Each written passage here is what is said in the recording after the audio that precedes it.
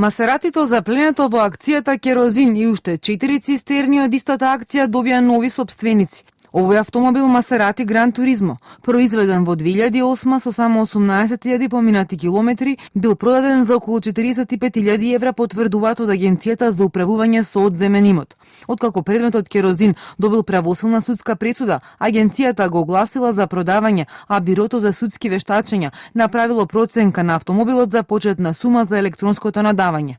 Од плацот во Идризово, каде што се чуваат конфискуваните возила, овој ексклузивен автомобил бил однесен во приватна гаража. Од Агенцијата за Канал 5 вела дека најголем дел од конфискуваните возила се одстапуваат на државните институции за да не купуваат нови. Но во случајов, бидејќи станувало збор за спортски автомобил со 2 врати, одлучиле да го продадат.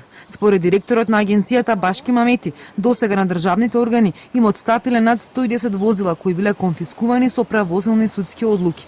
Преку електронско надавање, 4 цистерни произведени од 1992 до 2003 биле продадени за вкупна сума од речиси 47.000 евра. Предходно во текот на летото како старо железо биле продадени 128 возила постари од 20 години на компанија што тргува со старо железо. Дел од автомобилите се стари и по 35 години и долго стоеле на депоата во Идризово и Миладиновци.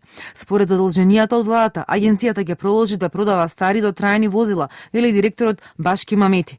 Тој додаде дека на жителите од поплавените подрачја во Тетовско одстапени им биле 22.000 парчиња стока од текстил до опрема за домаќинство и градежни материјали.